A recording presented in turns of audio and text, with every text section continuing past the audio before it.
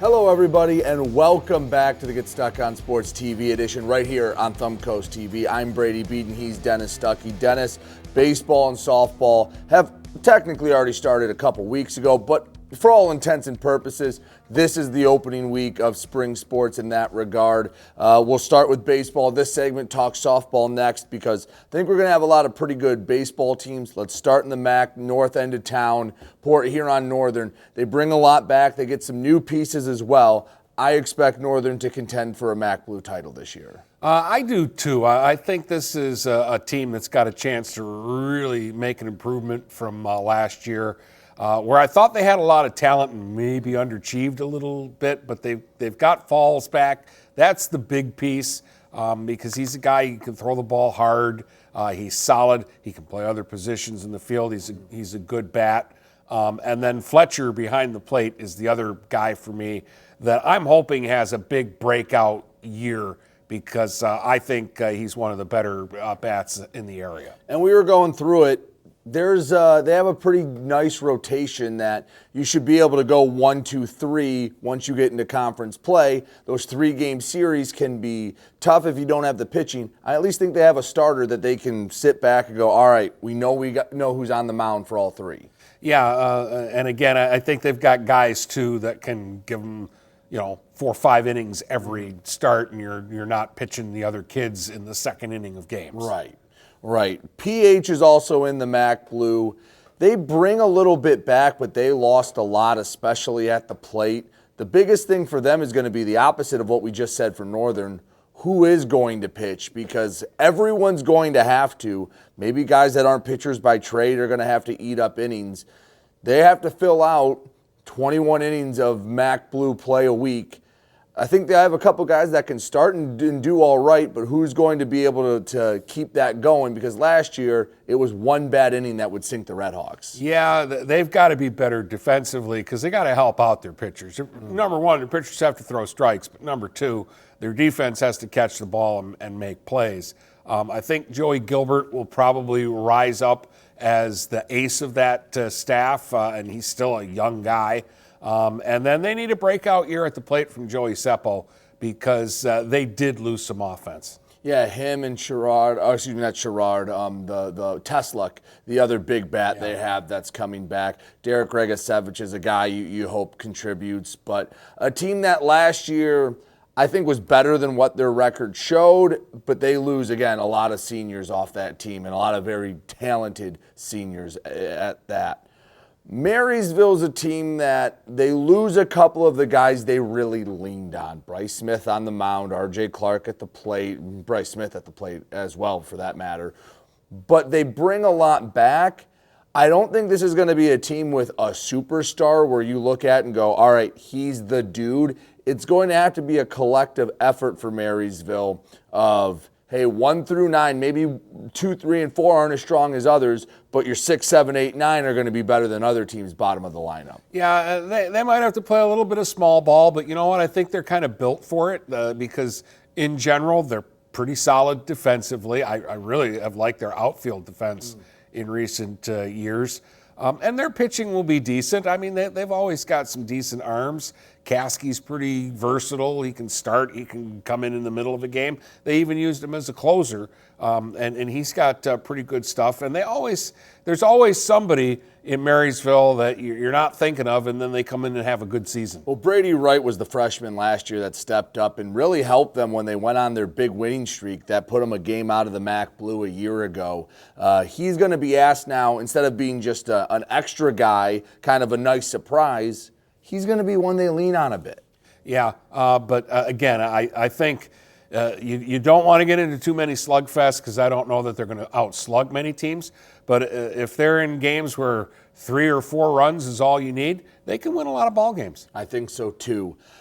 St. Clair is a team that has a lot of talent, Dennis, but the fact of the matter is that St. Clair has struggled to put that talent into trophies, for lack of a better term, because Dennis, neither of us are denying this is a pretty darn good ball club, and neither of us are going to deny that they play in a really tough MAC White.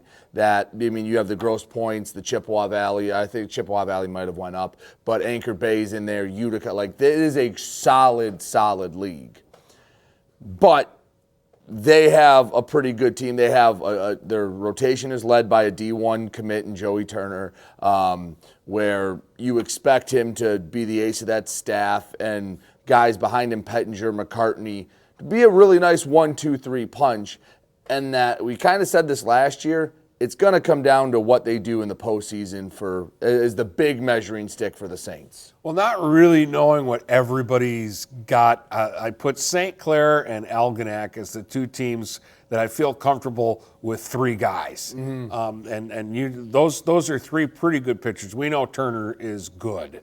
I think McCartney can bring it, and Pettinger was pretty good last year. I expect him to be a little bit better.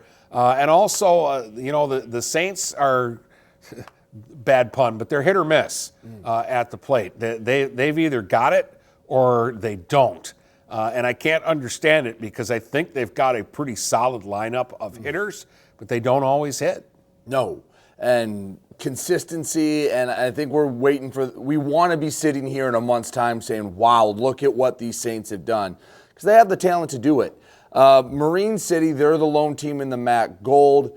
They should be vying for a fourth straight league title, especially that there's seniors that they have, Cooper Letson, Paul Muscat, among some others, Danny Vandeviver, should lead the way, and the Mariners should be right in the mix for the MAC Gold title come season's end. Yeah, and again, the Gold is a little better than it has been in the past, but this is a veteran team for Marine City, and they've actually been the team to beat in recent years. I mean, I think it gets overlooked sometimes, actually, just what a good run baseball's been on. Yeah, and the MAC Gold now is they kind of cut some dead weight. They made a MAC Bronze for the bottom of bottom tier teams and made the MAC Gold similar to the red, white, and blue, where it's a 6-team league and you play 3-game series. See if that affects anything, but I think there's no more absolute easy layups for Marine City. Yeah, in years past, you might go 2 weeks before you play a real competitive ball game. So the BWAC, let's go over to there because we have two teams we can start with. We can start with the champs from last year, Algonac, who won the BWAC in the regular season, or we can start with Richmond, who won a regional title last year and was the last BWAC team standing. Let's start with the defending champs. It's life after Josh Kasner. And he obviously was littered throughout that record book. I don't think it's any stretch to say he's the best Algonac player to ever don the uniform. You still have Bryce Simpson back. Cole Thaler should be the number 2. My biggest concern for Algonac, and I think it got covered up a little bit with Kasner and Simpson as the 1-2 punch. They did not hit a ton last year. I don't know if they're going to be winning series 2-1 and 1-0 like they did at times a year ago. Well, I mean, Simpson, Thaler, they've got the arms still. So it's weird to say that they're going to miss Kasner, of course, but probably more at the plate than on the mound. Because, again, Simpson's pretty damn good. And so are the other guys that come in after him. So pitching-wise, they'll be fine. I think that they're going to have to be better defensively, too, because they got away with Kasner could get a strikeout. Simpson can get a strikeout when they need it, but sometimes they get the dropsies and let teams into games that they shouldn't be in. But, yeah, the offense has actually been a problem for a couple of years, but, again, Kasner could help his own cause. Simpson is now probably their best hitter. And they're going to have to find some other bats that give them something. Right, because Richmond's probably the preseason favorite. They bring a ton back from a regional title team a year ago. I mean, Dom and Anthony Benetti are two of the names you say right away. Logan Evans is another name that jumps out to you. You know Richmond's going to be wanting to get back on top because basically for the first 20 years of the BWAC, it was Richmond and who wants to contend, and once in a while someone would knock them off. The last couple of years it's been Algonac's show, and I think the Blue Devils are ready to get back on top. You know, and again, the pitching will be good enough. I don't know that it'll be super dominant after Benetti, but they still have some good arms. Lindman threw real well for them last year. But I think they have more bats than most of the other teams. Evans really came on the second half of last year and hit the ball well. Richmond will be really good, and I think they ought to be excited. They're my front runner too, even though Algonac, I think, still has a really strong pitching staff. I think Richmond just has a better lineup right now. Another team that I think could be in contention, while they do lose some seniors, they bring a lot back, is North Branch. I mean, you lose Brady Mitchell, who was an arm that they had relied on heavily for a few years. Still have Owen Jens. Still have some bats in there, Jaden Hutchinson, John Robinson. I know I'm missing a couple. But they have some guys there that are returning that I think can make a big difference. Yeah, they bring a lot back. I mean, the big loss is obviously Mitchell. But still, they bring enough back. Hutchinson, Jerome, Racine. They're very experienced in the infield and in the outfield. They have nice combination. There's some speed. That's a very spacious place that they play. So they don't hit a ton of home runs, but don't be fooled. They have power in that lineup too. So that could be a team that, could contend, maybe not be the preseason pick, but in there as well. Yale won a district last year. I think the Bulldogs are going to want to try and take the step forward. They lost a lot of seniors, but the freshmen and sophomores that are returning, they actually played a pretty big role when they were starting to get it rolling at the end of the year. That's interesting because I think Yale lost more maybe than most teams did, and yet I don't feel like there's going to be that big of a fall off. Debs will be a year older, and he was really good as a young player for them last year, and I think he'll be one of the leaders on their team this year. And it just seems like they've got young guys that can fill the gaps of the guys that have left, but you're not going to replace a Carolden. At least I don't think they've got a guy with that kind of talent. And Jakubiak will be pretty hard to replace. He was a pretty good bat. He was a real nice bat because for of him all last year. the different things that he could do for them. But I still think that's a solid baseball team.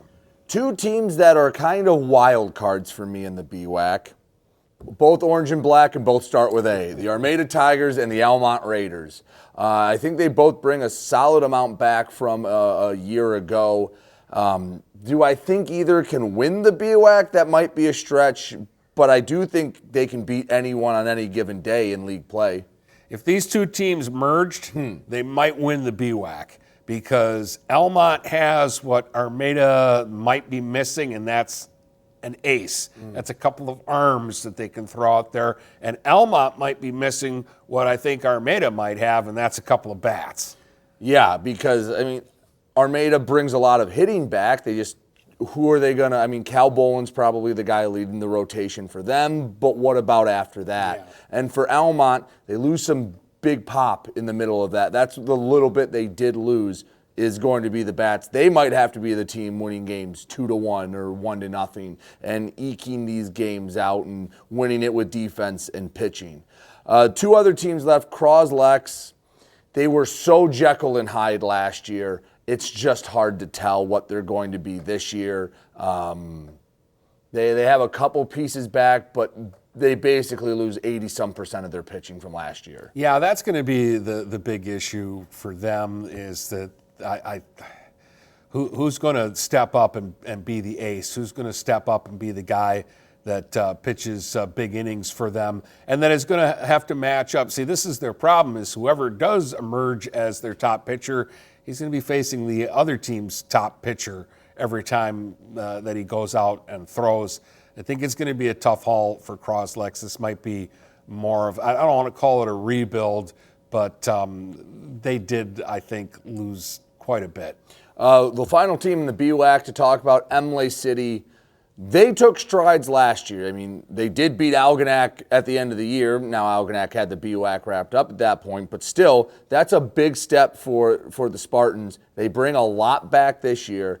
I'm not saying Emily City's going to be in contention for the BWAC. I don't think anyone truly believes that, but I do think they can be competitive, beat a lot of the teams, maybe even sweep a series, because they have some guys back that I think some other teams would like to have on their squad. Well, yeah, they made big strides last year.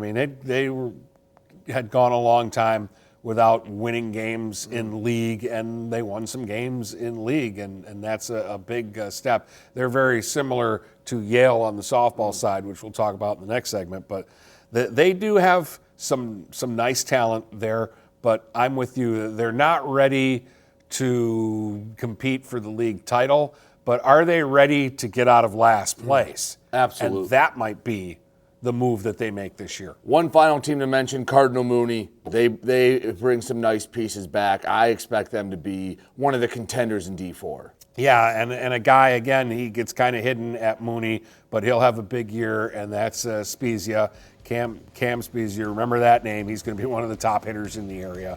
And they always have arms. I don't know where they find all this pitching, but they've always got good pitching. All right, that'll do it for the baseball side. Take a break, come back. We'll talk softball when we return here on the Get Stuck on Sports TV edition right here on Thumbcoast TV.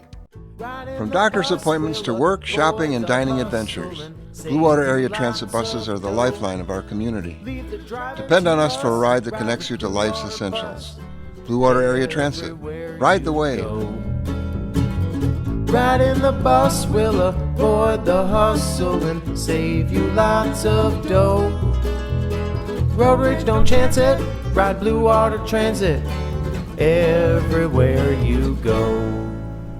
Welcome back to the Get Stuck on Sports TV edition right here on Thumbcoast TV. Brady Beedon, Dennis Stuckey. Let's talk softball. We'll start the same spot we started with baseball. We'll start at Northern, work our way down the river.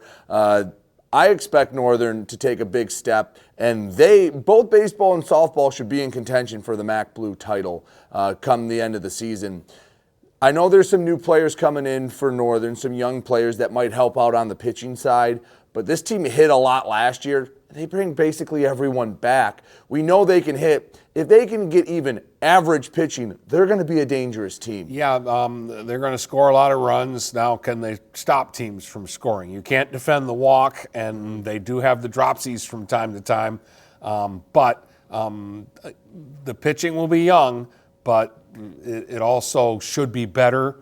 Charlie Betts and Adeline Jones are two names that we might be saying a little bit more this year for this Northern team. And again, just up and down their lineup, they're very strong.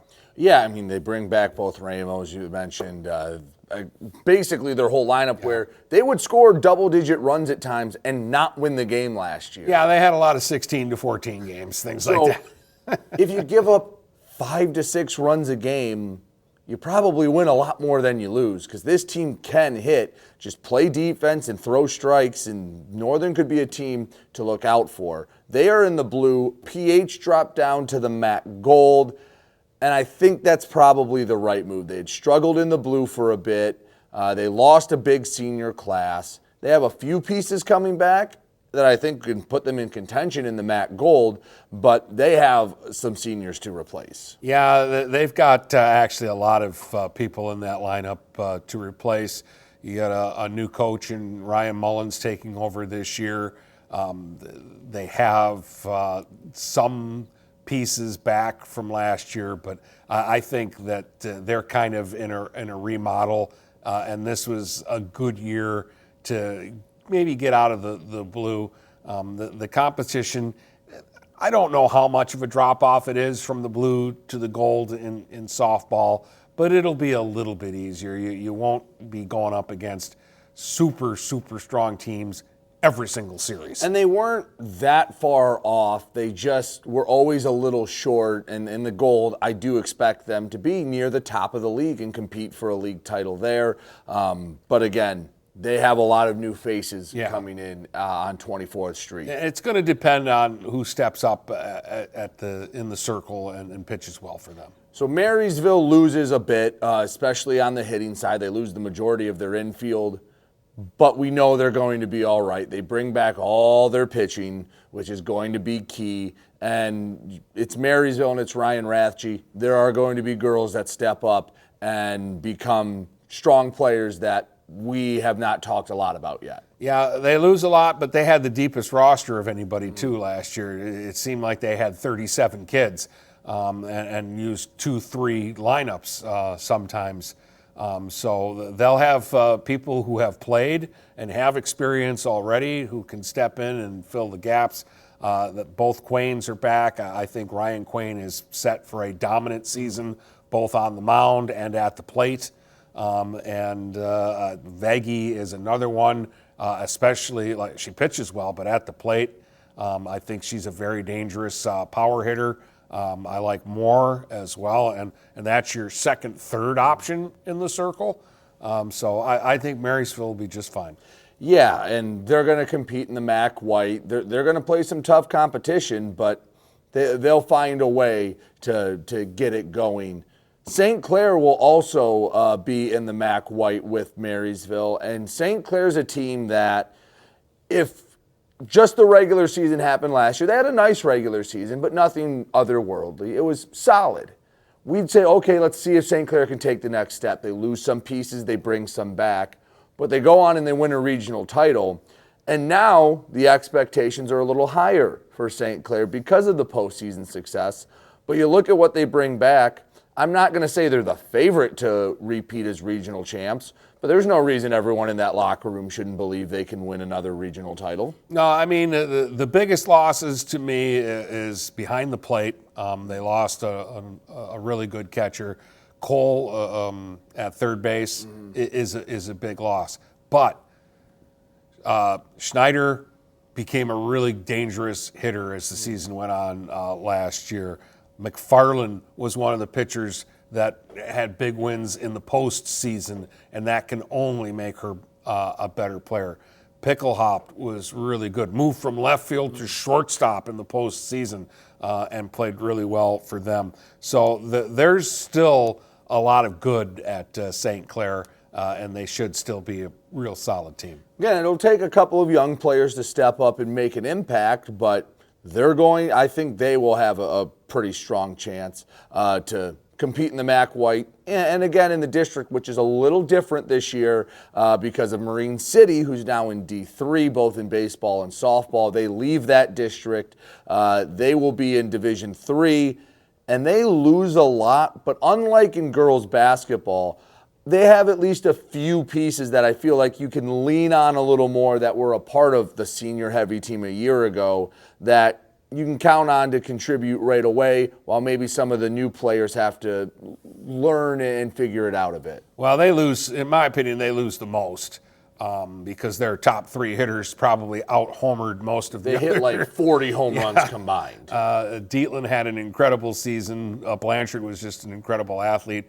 And it gets lost with what the two of them did, what Chartier did for them last year in just crushing the ball.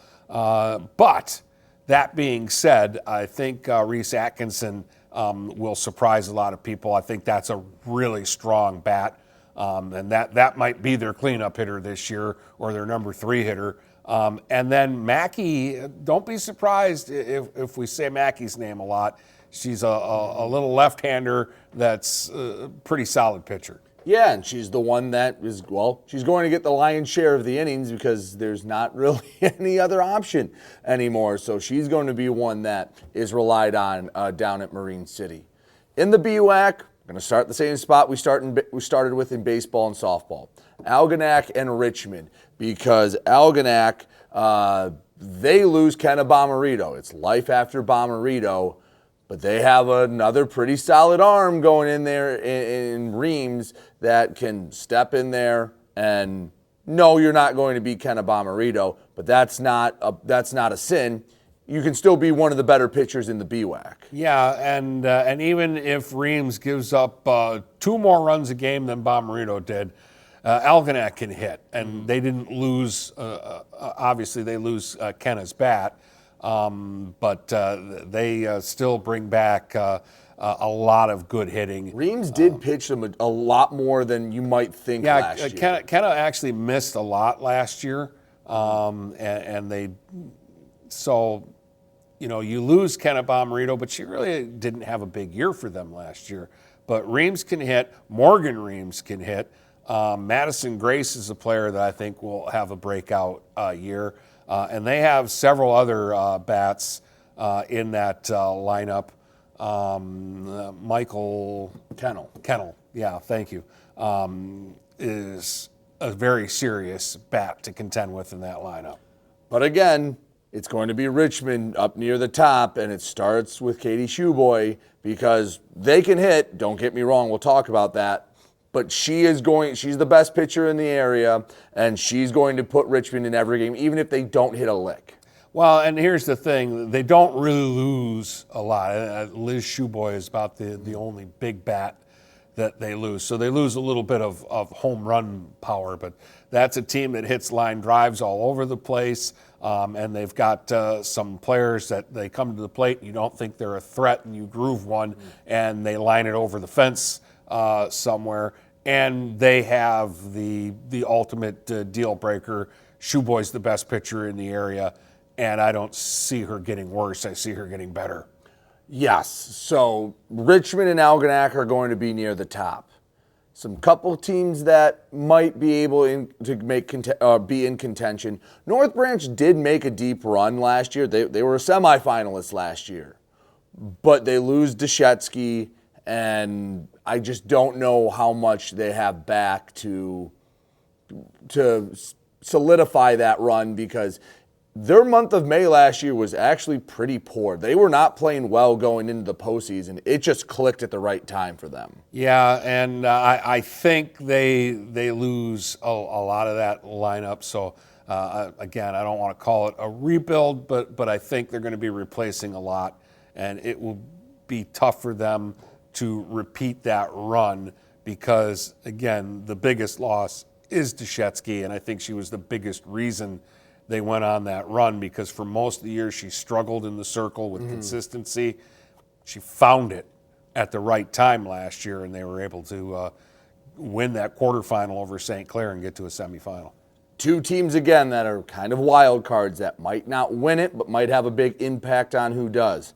Armada's in this category, but also in softball. Emily City brings back a team that only lost a player or two. Now, granted, they were a couple nice players, but they have speed, and they can hit the ball as well. Emily City could be an interesting team to watch, along with Armada. Yeah, again, if I could combine these two teams, I might have a league champion here. Armada's got Capozzo, and I think she's one of the top three pitchers probably in the BWAC.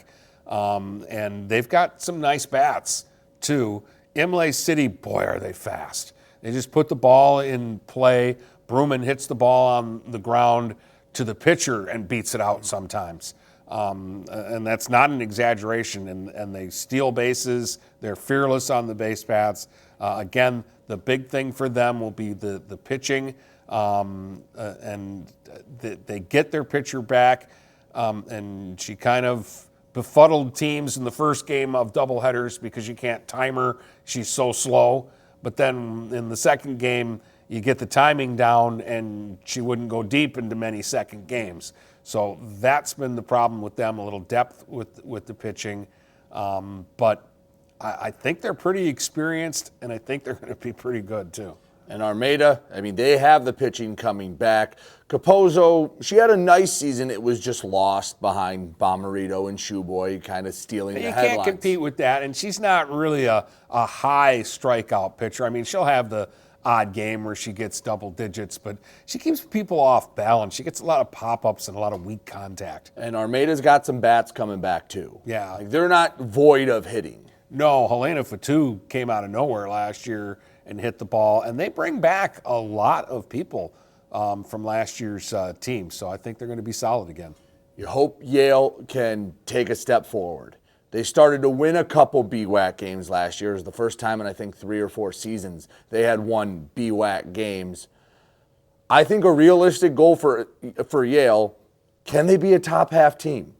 Can they finish in the top 4 of the BWAC and get out of the basement? Because they lose a few pieces, but they bring a lot back, and it feels like there's a little more excitement going into softball season this year at Yale. Well, they lose Haneke, which is a big bat, but I'll tell you what, their pitching started getting better as the season went on, and towards the end of the season, they're getting good pitching.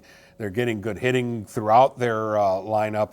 I do think that the expectations at Yale should be higher now because, to be quite honest, until last year, there were no expectations at Yale the last few years. It was, can we win a couple of ball games this year? And I think the expectation this year is you should be thinking about being one of the top half teams in the league. Beat most of the teams, and then with the Algonac's and Richmonds of the world, be competitive, be in there, see if you can steal one and really make your mark. Croslex, they lose Riley Robertson, and that was the majority of a team that didn't win a lot last year. She was fantastic. She's gone.